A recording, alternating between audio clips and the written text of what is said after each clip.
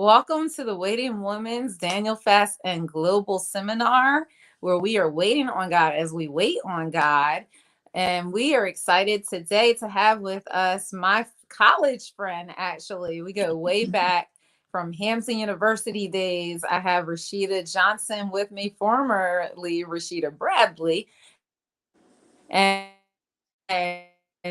she is here today to tell us from different sectors of life and sharing about business and Hollywood and the medical industry and all that. But today I wanted to make it more personal and have someone actually share their family story with you, because I know some of us are waiting for God to answer our prayers as far as getting pregnant or getting married and all of that good stuff. So Rashida, welcome. Thank you for joining us today.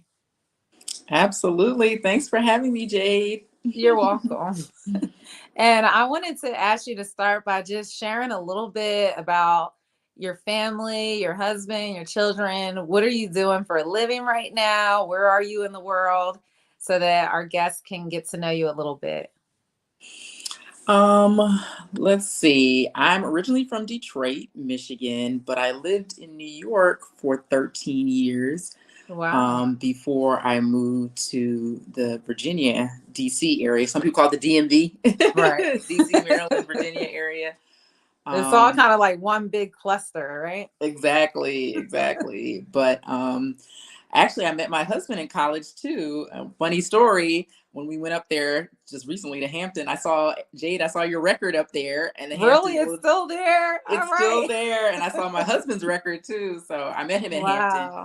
and we had like a long distance where we didn't talk. He was like my first boyfriend, and then there was a long 13 years where I was in New York, and then That's we crazy. reconnected, and we were doing a long distance from New York to Virginia, and finally once he put a ring on it, I was like, I'll move there.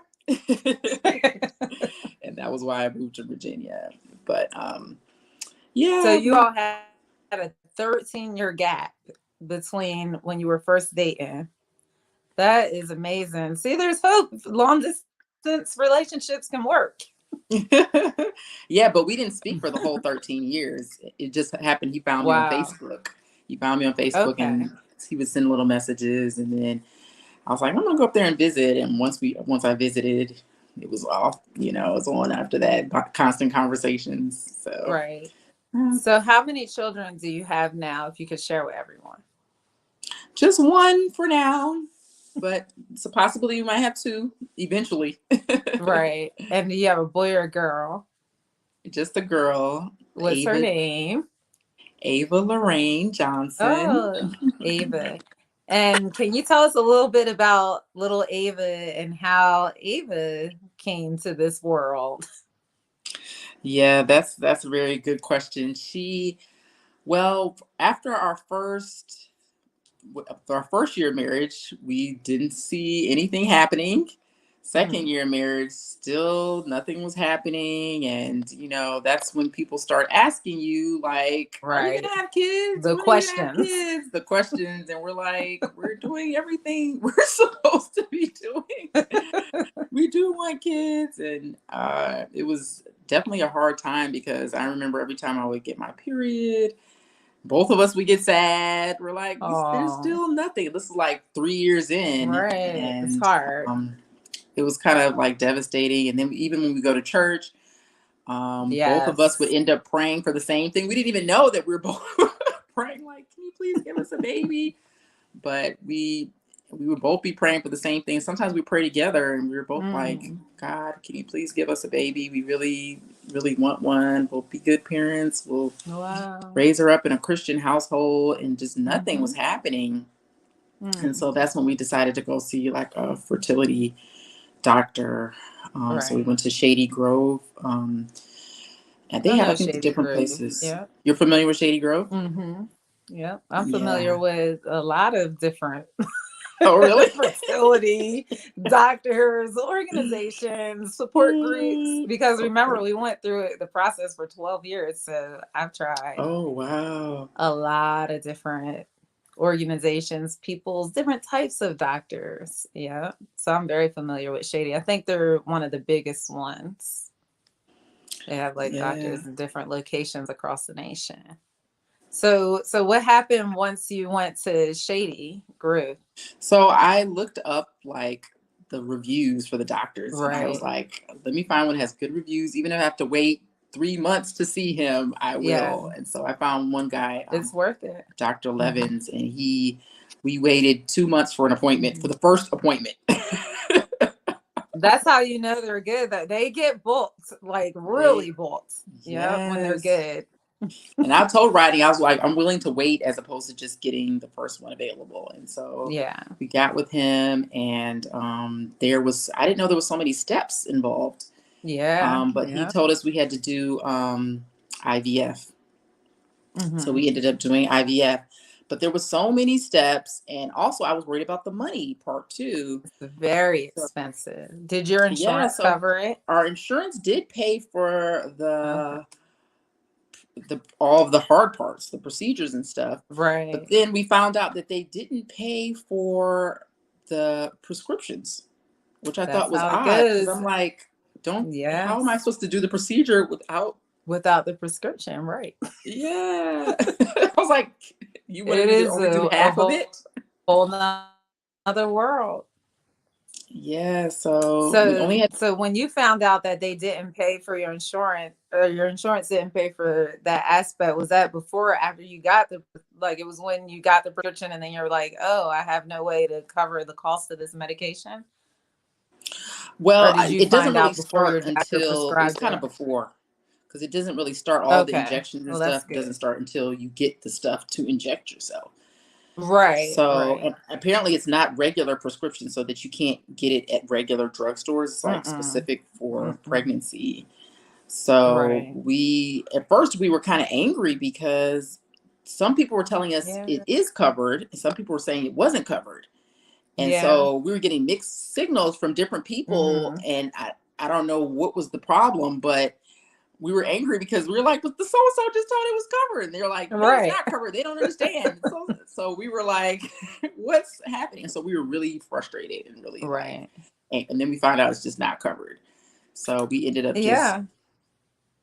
It is a process. So if you're going through IUI, IUF, you're just trying to figure out, where do I begin? What do I it's literally another world. You're going to hear all these acronyms and words that you never heard, and it really is a learning curve. And then you get into the financial side, and I don't know about you, but we had to actually sit down with a financial counselor, and they laid out the whole process and how much it was going to cost, and what our insurance would cover and might not cover, and just the whole, it's different for each couple, but it is very detailed, and it's like it's a science. So everything has to happen at this time of the month, and then you have to do the injections and all of that. So how was that for the two of you emotionally, going through like all that combined? I think it's like it hits different aspects of you emotionally, then physically. You have to do these shots, and then your marriage has to stay intact through it all. What was that like for you to go through that process? I think once we got over the financial hump, that was a big fight that we were both Mm-hmm. fighting together. Right. But then there was also the part of I felt like I was a little bit more. I think I wanted the baby more than he did Yeah. because I felt like he was dragging his feet on his parts. Right. And since he also has a full time job and he's coaching track and Yeah. field. So I had to get him when I could because Right. after school is practice and practice usually ends at 7:30, Mm-hmm. so it wasn't that much time. And so when we finally, I remember one time we had a big argument because I think Mm-hmm. he finally had a couple days off. So I was like, Right. oh great, go to Shady Grove, do your part or whatever. Right. And he said he made one call and no one answered, and then he didn't do anything else. And I was like, I'm like urgent, like call again or Like, you harass must do him or this. yeah. I think that made us have a big fight because I was like, Yeah. I really want this baby, and you are like, Mm. oh, they were busy, and I was like, you didn't try that hard though, like. Right. And you're always, every day is like you're busy every day. So I was so happy to get a day off, and then one day you had Right. off, you didn't really, you weren't And that as. happens, right? Like, I think I'm glad we're talking about all these details, because these are the little details that start to really become big in a process like IVF or just trying to get pregnant. And I think it translates to other areas as well. If you're trying to start a business, or you're trying to um, just go to the next level in your career, or you're trying to lose weight, you're trying to work on your health, whatever it is that you're working towards. In a marriage, you have to have a joint partnership, even with raising children, to make it happen. Right before I got on here, it was like, kids everywhere, and I had to say, can I get an extra 15 minutes and then pass my kids over to him? But then you have scheduling conflicts and things that come up, and going through that at the same time. Life doesn't stop while you're trying to get pregnant. It's not like you both most of us don't have the luxury of just saying, I'm going to take a year off of work and I'm just going to be like a celebrity and focus on this for the next year. Like, it's not reality. We have to figure out ways to still get along, still become a team, and be a team, while we both may be approaching it in at different places. Because I've noticed that a lot of people, it takes a process to even figure out what route you want to go. Did you find that that was a process for you? Like, where do I begin? What route do I want to do? IVF? Do I want to look at other options? Or did that come easy for you all? It only came easy because the guy who was well renowned, that everyone had great reviews, Right. he suggested IVF. Okay. And I even said, well, what about IUI? It's cheaper. He was like, Right. I don't think that's going to work. So we just went straight to IVF when he said Yeah. that. So that part was kind of easy for us. And also we trusted him in his Good. opinion. So, but Right. I And didn't think having a about the doctor that you feel parallels very to real comfortable with. life. Say it again. Yeah. Yeah. I think about it all the time. There's so many parallels. And in my book, Silhouettes of Promise, I write about like 12 different promise phases that you go through, that I realized I was going through in my heart and in my mind, and how they translate to life. Like, you go through promise wars, a struggle internally. You go through being promised sick. Like, I'm just tired of, even sometimes people get to a place where they're tired of the promise itself. Like, why did I know I'm supposed to have this in my life, but it's still not here yet? And when is it going to come? And how come? And then, like, comparison. How come this person has it, and this, it seems to be working out so easier for other people, and for us, it's like, God, you could just, we want this, and there's people that don't even want this, and they get it, and then they don't really want it like I do, and I can't seem to make it happen. So yeah, I think about how that, just like when we ran track and field, a lot of things that you learn in track you could apply to life. I think that the infertility journey is very similar. You could help people that are going through any kind of delay, when you look back at that process, at least when I've talked to other people that have been through it. So let me ask you this. Now that you have little Ava, how old is Ava now? She's, I think, 20 months now. So, I mean, a year and a half. That's why I Okay. usually don't make people Yeah. do the math. She's a few months older than Corey, than my Right, baby. He's right. 16 months. He'll be 19 months on the 19th.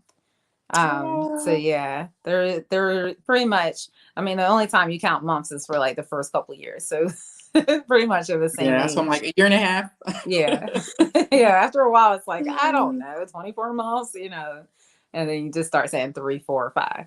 But I was going to ask you, what is life like now that you've gotten past that? Do you see yourself? You mentioned you might have another one, or are you like, I'm good with the single child? Well, first of all, she is Oh definitely a no, joy. I think I might have lost. Can you hear me? Am I still there? Hello? Hello? Did I freeze? Jade? Hello? Is my signal bad? Okay, I lost you for a second. It was me, not you. Oh, because my It power was. source isn't good here. Oh, was it? Okay. It was. Sometimes I had a little I was signal like, maybe if I saying I move the door lost your around. internet connection, but we're back now. So I was just saying, do you feel like you want to continue to grow your family more, or are you good with the single child? Well, first, I just want to say how much of a joy Ava is. Like, she's so happy all the time. She's happy, Oh, jumping up and down, and like the little things excite her right. about life. Oh, And she likes to dance. And I really feel like she is a gift from God that me and Rodney mm, prayed hard for. right, And, we went through a lot to get her. right. Um, but I was gonna say that I mean, it's also a lot of work. And I think that's what people Yeah, don't like put on social media. They put all the cute pictures of right, babies and stuff, and they don't real like people who are not parents like me. I was not a parent. So I was like, right. oh, it looks like so much fun. You're laughing Gonna all the be time. amazing. Yeah, it's gonna be amazing. Cute And then pictures. I was like, this is hard. It Like, is. and I feel like you have to do a lot of sacrifice as far as your time Yeah, goes. And, I mean, I feel blessed that I have a husband who's willing to help me. But even with the right. husband, I feel like it's still hard. It I is. can't imagine what single moms go through. Right. It's like not much time for self care. So that's Mm-mm. why I was torn a little bit like, do I really want another child or not? Right. But I kind of like the aspect of her having a sibling. Right. And, if anything ever happens to me or Rodney, I think it'd be nice that she would have someone to lean on. You know, Right. she Right. passed away. And even sometimes when I take her to the playground, I feel like I always have to play with her. And I Yeah. see other That's kids how it running is around. with what just one. Yeah. And I'm like, it would be nice if she had someone to play with too, where she's not just, a big adult Right. following her on. Then they So, can entertain each other. yeah. I found that with because we have the twins are the exact age, and they entertain each other so much, and we had them first. So when then I had a baby after them, I was like, why do I feel so tired with this one? Like I feel like I'm extending energy all the time to do everything. And then it hit me a few weeks ago that he doesn't have a sibling his age to play with. Like they would literally go for hours. I don't know what they're playing, their little toys or little dream world, playing house, and they would just play and I would be able to clean or whatever, and he doesn't relate to them that way because there's a gap there, like a 3 year gap. And so I spend a lot of time like entertaining him, playing with him, carrying him around, all of that you don't have to do when they have siblings, or as they get older they'll all three will play with each other, but right now the gap is big enough that he's like, I don't want anything to do with them, I just want my mommy. So he'll go hug him real quick and then he comes back to me. So he's really, really still attached to me for now. But that's awesome. I love that you shared the joy of a precious little one, but also the reality that, like I said, right before I got on here, it was like I'm running around. Everything I do is now, it is like 2 or 3 times, if I'm really you, harder to accomplish things because it's crazy how many things you have to pack in your car just to go anywhere, or when you go to make a meal, how you have to kind of just do extra, cut everything up and lay it all out, and And then when then you want to go somewhere, like when we went to church this right, day, it took us like 2 hours just to get out the yeah, door. I was like, what? and then you're like, what took so long? Yes, I'm like, just a little baby, but For a little baby. So yeah, those are the things to think about. And then what you talked about financially, when we think about IVF, that's an expense. But then there's also, once you have the child, things you just don't think about, the cost of, like when they become a toddler, they're going to want to be in things, start doing soccer and gymnastics or ballet or whatever it is. You find that they love to sing. Like my 16-month-old already gets on top of chairs and stools or whatever he could find before we can catch him. And he'll just start singing. And we're like, how do you do this at 16 months. No one taught Oh, you how to do this, you know. So you start seeing gifts and wanting to invest in it. So the financial side as well, being prepared for that. One of the analogies I love to talk about is in life, preparing ahead of time for what you're believing God for. So I always say, if you really believe that you're going to have a baby, and God starts showing you like you're pregnant, then what are you going to do? You're going to decorate that room, you're going to get your nursery, you're going to start getting a car seat, you're going to start doing research on what you need to do to be prepared for that baby. You're not just going to sit there and say, okay, yeah, I'm having a baby, and then do nothing until you're 9 months pregnant most of the time. So it's the same thing in life. Like you might find hiccups or find that your journey is really different. Like Rashida's with did IVF. I did IUI. I had another lady, Wanda, that came on here earlier. Our first speaker for this conference, she did IVF like you did, and God took her all the way to Barbados to do that. oh, Um, she has an amazing story. Then she got pregnant with twins. oh, wow. But we all, the encouragement here is that everyone's story looks different, and it's supposed to look different. It doesn't have to look like you graduate from high school, you go to college, and you graduate from college, and right out of college, you get married to your college sweetheart. And then the next year, you have a baby. Everyone's life isn't going to look like that. And that's what I love about normalizing some of these, I'll call them detours, these waits, these unexpected occurrences that happen in our life, because not everyone has the little step-by-step plan that for some reason I don't even know where it came from, we have in our society of how we think things are going to go. What would you say to someone that is waiting on God for a family, and maybe they're still in that place where they might be honestly feeling frustrated, trying to figure things out, and they just want to be, they really want a family, they really want to get pregnant, but they're struggling right now. What would you say to that person? I would say part of what you already said, which is not comparing yourself to other people as far as the timeline, because Right. I think everyone's timeline is different. And also just being in prayer Right. about everything. And when I say in prayer, also asking God, like, Right. how would you want me to have the baby? Because maybe it's not the traditional way. Maybe you, like you said, Mm-hmm. you have to go through IVF. Maybe he's encouraging you to adopt, and you Right. know that. But I think a lot of times we think in our minds, we're like, it has to be done this way. It has to be done, Yes, we do. opposed to God, what way would you like me to have children? Because I have this desire in my heart.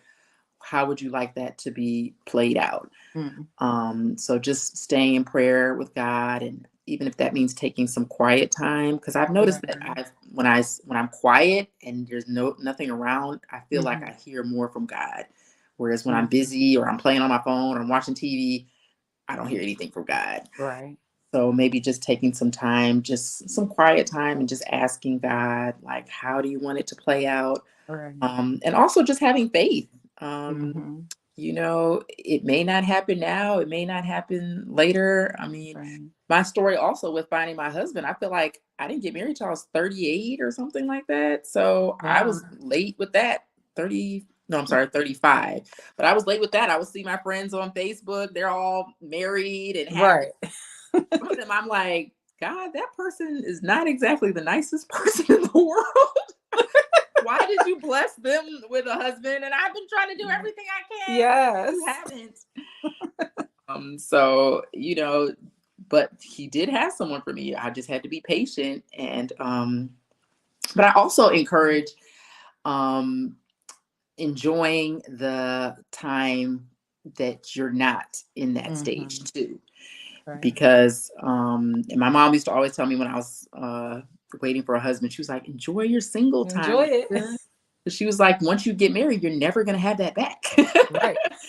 And there's just different things you It's can just do when you're different. single that you can't do when you're married. So she was like, Yeah. enjoy that time. And same thing with kids. There's Yeah. certain things that you can enjoy, or things, certain things about life you can enjoy that when you don't have kids, it's so Yeah. easy to do. Whereas when you have kids, you're like, I gotta get a babysitter, I gotta, plan snacks, pack a bag, Right. all this just to go to the movies with my husband. Right. You have to be an event planner to go on a date, Yeah. right? So just enjoying, if you're already married and waiting, enjoying time with your Enjoy husband. it. You Yeah. know, I was reading back through some of my book recently in preparation for this, and I was reading about a little moment where we were really struggling, and we were struggling for a while, but we went to an event, and it was actually a marriage conference, but it was outdoors, and it was all these people there, and we were giving them, this is before quarantines and all that. And we were on the panel, and we were the only couple on the panel that didn't have kids yet. And when I say we had so many fun date stories, like everyone was like, how do y'all have so many great date stories? And when I look back, I'm like, because we didn't have kids. It's Because obvious. that, see, Like we didn't have any kids. So we did everything. We were the date. I probably could write down 101 date ideas right now because that's all we did. And after about 4 years of having kids, I realized we're not doing things that easily, as we did when we were, it was just the two of us. So it's true. Enjoy the time, like make the most out of it. yeah. Yeah. Yeah. Also, I was also gonna say, when it finally happens, you can use those things as a testimony to just share, because So great. you just never know who else is waiting, and Yep. use that to hear saying, oh, it can happen for me too. Yeah. Yep. It's true. Like not everything, not even if you feel like this is just there's no purpose to this. It just feels like despair. Sometimes it's so dark around you. There is always purpose. There is always hope. There is always a reason. And guess what? There's always someone else that is going to benefit from your journey that you'll be able to look back at. It might not be right now. It might be a year from now, 5 years from now, where you're talking to someone and they're like, just watching you. You didn't even say anything to me, but just watching your journey and how you waited and you trusted God and you kept your relationship with God really helps me, because a lot of people that struggle, they don't publicize it. Like you said, on social media, you're seeing the highlight reel of everything that went well. You got married and then you had a kid and you got this new job and you got a raise and you got a promotion, but we don't oftentimes see the real behind the scenes struggle that people go through when they're in a waiting room and they're believing God for an answer. Things don't work out, or it's like, oh, it's not happening. I'm 35 and now I'm getting married, and then even after you have kids and you're older, like us older moms with babies and toddlers, then you're going to look around and see it's still not going to be the same, because you'll see a lot of younger girls at the playground or when they're in school, and you still have to be okay and content with being a little bit different. That's okay. But guess what? You also have a lot more wisdom when you're older than you probably did when you were a lot younger. At least I feel that way. Um, so yeah, so I wanted to bring Rashida on because look For at some reason, I'm God. not able God to can hear do you. it. What was I'm that? not sure if I did Can you something hear wrong. me? She might have lost my sound. I hope y'all didn't lose the sound too. But let me try to bring it my sound off and on. Can you hear me? Oh, lost sound. These are the challenges of social media and recording. Okay. Well, because she can't hear me, I'll close you all out and say thank you so much for watching this episode. I am so grateful for my friend Rashida being willing to come on here today and share her story. And we pray that this story will bless you in some type of way. Something that you heard today will encourage you to keep on in the fight, keep believing God. Know that even when your spouse might not be in the same page as you, God is going to bring them G? along. And can you hear me? No, she can't hear me. And it's going to all work out on the end. So we bless you. And I look forward to the next episode. By the way, we're going to have a sale, if we haven't already yet, of $5 jewelry. The earrings I have on right now are $5. The necklace I have on is $5. And I got them from Legacy Jewels. So we'll be selling them as well. And I look forward to the next episode of the Waiting Woman Daniel's Fast, where we are waiting on the promises of God as we wait on God. We are watchwoman on the wall of God.